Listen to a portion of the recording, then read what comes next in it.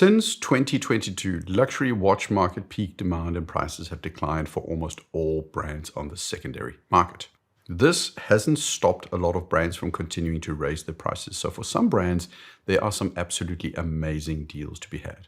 I've taken a thorough look at the market trends for key brands, and today I'm singling out some of the best brands you should be aiming for to be buying on the grey market, including some exceptional options of specific models within those brands. I've used 3 key data points for this run through. It's watch chart stats for the biggest change of the last 1 year and over the last 5 years. I use both because I think it's important to capture the overall trend. I don't want a situation where you have a brand that may have gone up in price in the last year, but is still down 50% over the last 3 years. Retail prices are also relevant to keep in mind because when the retail price goes up, the grey market price does have a tendency to go up as well. If you're looking at the wrong numbers, you would assume that a brand like Omega, who I'll get to in a minute, are a bad option when in reality the opposite is true. The last number I've looked at, where possible, is the value retention, because this too does tell you something about the differential between the retail price and the grey market price and the potential for savings. If you're new here, please consider subscribing. It helps out the channel a ton, so thank you if you do. Omega are first on the list. Omega are a brand that have been consistently moving upmarket for a very long time. My 10-year-old Speedy has gotten 7% more expensive every year in MSRP since then. That's the highest average increase for any watch I own, and that includes any and all of the Rolexes I own and consider. JLC also doesn't compete. So the first big number, value retention for Omega is at minus 36%. That means your curb tax, your depreciation is more than 1/3 of the average retail value of your watch. The watch I think you should be considering right now is a 2024 Omega Speedmaster in white. When it was released, it was completely sold out and it briefly traded above retail. But now the hype has worn off. Supply is decent and you can get this watch on average globally at almost 20% off. Current global pricing averages have this $9,100 watch being listed in the grey market at around $7,400. We're talking about a fabulous watch in every respect. And at $7,400 at new in box with papers, that's great. Little bit of bonus info, don't buy the new Reverse Panda right now. Wait a year and it will be much more reasonably priced in the grey market. Here's a little secret about Grand Seiko and Nico Leonard. The reason Nico bashes Grand Seiko is because he's right. They are sometimes a little bit overrated. He likes annoying Grand Seiko fanboys, and he generally bashes brands where he, as a businessman, has a hard time turning a profit. Now, as for the last one, Watch Charts confirms Grand Seiko has terrible value retention with a drop of 37.4%.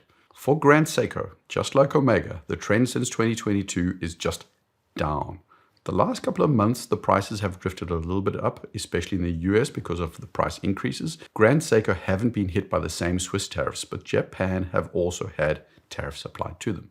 The watch you want to be buying is the Seiko White Birch SLGH 005. This is a watch that normally retails around $9,800. That's date-just territory. You can find it at over 30% off at just a touch between $6,500. That puts this watch on par price-wise with a retail Breitling Top Time or an IWC Mark 20. The Grand Seiko has case detailing that is superior to both of those watches. The movement is head and shoulders ahead in terms of accuracy, and it's 5 Hz. And the dial, no IWC Mark 20 dial competes, nor does any Breitling.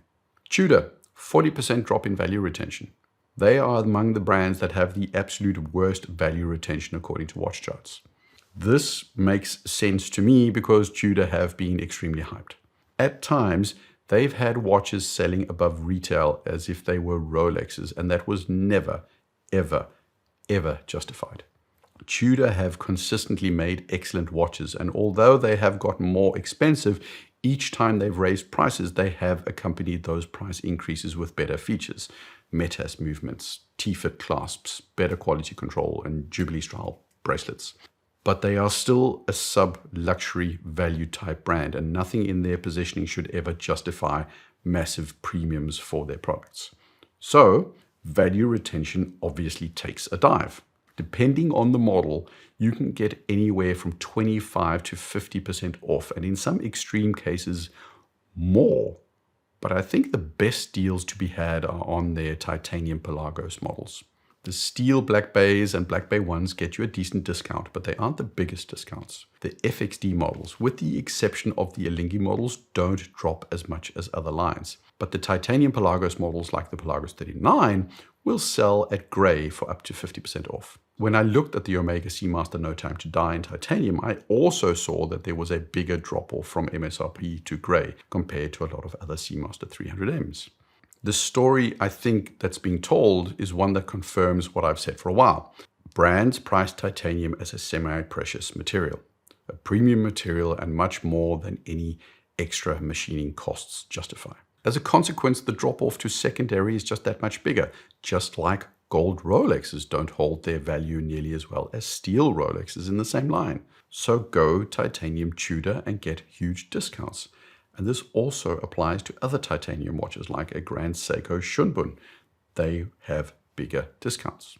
There's been a fairly persistent rumor going around that Zenith may be up for sale because they've been underperforming. I'm a fan myself of Zenith, but as people are usually quick to point out, you don't see a lot of Zenith watches in the wild. They exist in the minds of collectors, but are more or less non-existent in the realm of regular single watch buyers. According to Morgan Stanley report, they sell less than 10,000 watches a year. That's not a lot. Zenith, in secondary pricing too, are down. They're not across the board the worst in value retention, but they are not great. And the standout pick for me is the Zenith Chronomaster Sport that comes in a couple of different variations. The stainless steel model with a bracelet clocks in at around $12,300. That's cheaper than a Daytona, but it's more expensive than an Omega Speedmaster. I do think I can make an argument for the Chronomaster being more expensive than the Speedy. The movement is a more complex one, if not necessarily as accurate. The whole 5 Hz show adds a not unreasonable amount of cost, and with the ceramic bezel, it does position itself a cut above the base Speedy. Maybe not the reverse Panda though. On the secondary market though, this is where this watch really shines. From $12,300 retail, you get new in-box with papers for $7,700. That's $2,000 less than the base Sapphire Speedy. In comparison, you can find the base Speedy on secondary for around $6,500, $7,000. I would happily pay $700 more for the Chronomaster. The hardest part is going to be finding one floating around. There aren't a lot in circulation. Cartier also have terrible value retention.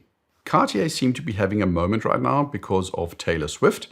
You will find Cartiers on a vast majority of celebrities' wrists, and of the brands in conglomerates that, according to reports, are doing well, or at least not being completely crushed, Cartier is one of them consistently being mentioned. But secondary, 29% decline in value is abysmal. This is fabulous though, because we want those secondary market deals. And I'd steer you in direction of the Santos in medium or large. They are both possible to get for anywhere between 20 and 30% off of the listed retail price. Moving from $8,000 down to closer to $6,000, depending on the specific model, is a significant saving. You can spend those $2,000 saved dollars on a decent Zinn watch or an entry-level model from Nomos. The Santos is one of the best integrated bracelet watches out there, and that kind of pricing makes it definitely worth consideration. IWC also has absolutely horrendous value retention with a drop of over 40% of the watches that Watch Charts tracks. For whatever reason, consumers just don't want IWC watches at retail, so they get dumped big time onto the secondary market. There literally are a ton of options. The ever popular IWC Ingenieur is no longer in its hype phase, and you're going to be able to find a new Ingenieur in every color, with the exception of the Brad Pitt green at somewhere between 25 and 35% off. For me though, the biggest deal and bang for your buck is in the Pilot line. The current production version of the IWC Pilot Chrono Petit Prince in 41mm, the IW 378003, I had to look that up. This watch trades at around $6,000 for a completely new in-box version, which is $1,700 below the retail price. If you're willing to go actual pre-owned, you can save another $500, $600, $700. The Ingenieur is a great watch, but IWC Pilot's watches are what I associate with IWC. The Chronos especially. I wouldn't bother getting this watch on a bracelet. Leather is the way to go for this watch. Rolex do actually need to be on the list, even though Rolex generally have excellent value retention on average. For the watches that Watch Charts tracks, you usually get more for your watch than the price you pay at retail. The gap has closed though. I've spoken about this Rolex holds value understanding is flawed. You should watch this video to understand more about how Rolex prices are affected. But in simple terms, steel, low volume models tend to retain their value almost all the time. So GMTs, Daytonas. Everything else is more dependent on market conditions. So two-tone, gold, dress watches like the 1908 just don't hold their value to the same extent. With this in mind, there are three watches that I actually think are worth taking a look at in the grey market. It's the two-tone Root Beer GMT. It's one of the most beautiful GMTs of the bunch, and the Root Beer bezel works exceptionally well together with rose gold two-tone accents of the bracelet. You can look to save between 5 and 10% on the retail price, and it is, in my estimation, together with the Bluesy Submariner, the absolute best two-tone sports watch Rolex offers. Second is the Rolex Sea Dweller 126-600. It's ostensibly the bigger Submariner. The retail price is just around $14,500, and you will find a grey market model with new box papers for around $13,000. I wouldn't call it reasonable. It is $13,000 after all, but it's an excellent option, especially if you've got slightly larger wrists. Then, this watch is preferable to a sub. Finally, you can get 20% off on a new box and papers Rolex Yachtmaster in rose gold on Oysterflex. $30,000 is a lot of money, but this rose gold model, I believe, is superior to any gold Submariner. The Oysterflex and rose gold case just tones down the inherent flashiness of a gold watch. On top of that, you've got this black embossed bezel, which is far more interesting than your regular dive bezel. And yes, it's gold, it's bananas, but it's a ridiculously good option. And as of filming this video, I know I could get it as a walk-in at retail at one of my local ADs. If you pay retail for Panerai, you are either looking for ways to burn cash or you are patently insane. I had a look at the numbers on Chrono24, on Watch Charts, and on eBay, and the prices literally drop through the floor. If you ever needed proof that Panerai are overpriced, just look at their secondary prices. 40mm Luminor Marina, no sandwich dial, retail $7,300-ish, almost 40% off for new and inbox. I can find the PAM 1314, a 45mm Luminor with a sandwich dial and green strap at 35% off. The challenge with Panerai is that the number of watches available isn't that high. Also, you still need to be careful with regard to fakes. I don't think it's as scary a watch buying scenario as it was 5 to 10 years back, but Panerais do get copied a lot. And because Panerai isn't exactly known for their movement finishing, you're even on the movement going to have a hard time telling the difference. What I'm saying is buyer beware, but there are definite deals out there. It seems to me that the Radiomers and Luminors in particular have a hard time holding their price. This is probably down to a supply question more than a desirability question. Another thing that I would also say about Panerai, it doesn't hurt to go back and get a recently discontinued model. It's not always readily apparent what the new SKU with a new reference number has of better features compared to the old model. Going for that previous version usually nets you an additional saving, and new in box will often still be possible. You were probably wondering when I would get to JLC, the masters of raising prices without improving their products. And it's a curious thing, but trawling through Chrono24, eBay, and Watch Charts in my entirely unscientific manner, I didn't find that JLC were consistently listed or trading at the discount levels of some of the brands. And I think it's down to volumes just overall being low and down to JLC being a brand that very few people flip. I have this idea that someone that buys a Seamaster 300M has got a fair potential for flipping the watch or just getting a new one at some point. For a lot of JLCs, especially the Reverso, I have this hunch that they're being bought by people who will have this one watch forever. It's a hunch, I might be wrong, but I still managed to find a good deal that I would jump on. It's a low volume watch, but Chrono24 had enough going around to make it worth adding to the list. And it's a duo-face Reverso with calendar and moon phase. It's $19,000 at retail, $16,000 new in box on secondary. If you go to Chrono24 and search for the Q3918420, you will find that it's listed for closer to $17,000 to $18,000. But I reached out to two of the dealers just to test how firm they were on the price, and I was able to knock $1,000 off right off the bat. Chrono24 listings are often a suggestion and not a fixed price, so keep that in mind. Those were 9 brands, and I'm stopping here with specific brands because lists of 10 are overdone, so 9 is totally original. But I'm going to add a few other guides as a bonus instead. Almost regardless of brand, gold watches drop much more than steel watches.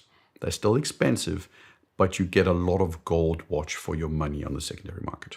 Titanium, ceramic, and other specialty materials often behave similarly to gold in that they drop in price more than the steel watches. If you're looking for specialty materials, check the secondary market.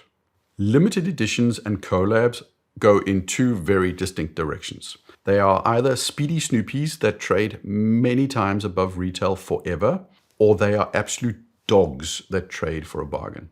The Tudor Pelagos FXD Alinghi models hold much less value than the regular titanium FXDs.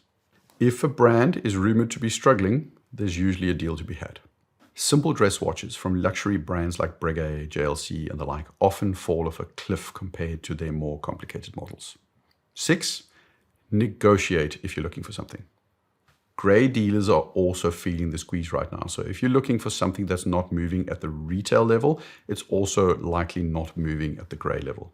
Any stock a grey dealer has is liquidity that's not liquid. He needs to free up that cash from those circling the drain watches. Make an offer, shop around. And that is all I had for this time around. Share your thoughts in the comments, like, subscribe. Cheers.